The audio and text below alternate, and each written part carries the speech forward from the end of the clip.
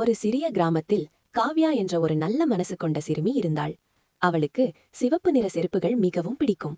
ஆனால் அவளது குடும்பம் ஏழ்மை. புதிய செருப்பு வாங்க முடியவில்லை. ஒரு நாள் பள்ளி முடிந்து வீடு திரும்பிக் கொண்டிருந்தாள்.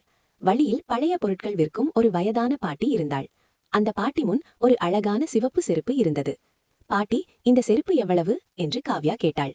பாட்டி சிரித்து, இது ஒரு சாதாரண செருப்பு இல்லை, நல்ல மனசுள்ள குழந்தைக்கு இது மந்திர சக்தி தரும் என்றாள். காவ்யா ஆச்சரியப்பட்டாள். அவளிடம் இருந்த சிறிய சேமிப்பு பணத்தை கொடுத்து செருப்பை வாங்கிக் கொண்டாள்.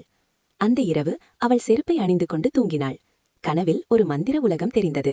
அந்த உலகத்தில் ஒரு தேவதை தோன்றினாள். காவ்யா, நீ நல்ல மனசு கொண்டவள், இந்த செருப்பு உன்னை நல்ல செயல்களுக்கு வழிநடத்தும் என்றாள் தேவதை. அடுத்த நாள் முதல் விசித்திரமான விஷயங்கள் நடந்தது. யாராவது உதவி தேவைப்பட்டால் செருப்பு மெதுவாக ஒளிரும். காவ்யா அந்த இடத்துக்கு சென்று உதவினாள். ஒரு நாள் அவள் ஒரு வயதான தாத்தாவுக்கு சாலையை கடக்க உதவினாள். மற்றொரு நாள் விழுந்து அழுது கொண்டிருந்த குழந்தையை ஆறுதல் கூறினாள். ஒவ்வொரு நல்ல செயலுக்கும் செருப்பு இன்னும் பிரகாசமாக ஒளிர்ந்தது.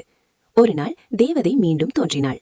காவ்யா, உண்மையான மந்திரம் செருப்பில் இல்லை, அது உன் இதயத்தில்தான் என்றாள். அதற்கு பிறகு செருப்பு சாதாரணமாகிவிட்டது. ஆனால் காவ்யாவின் மனதில் இருந்த கருணை மந்திரம் என்றும் மறையவில்லை. கதையின் ஏறி, நல்ல மனசுதான் உண்மையான மந்திரம்.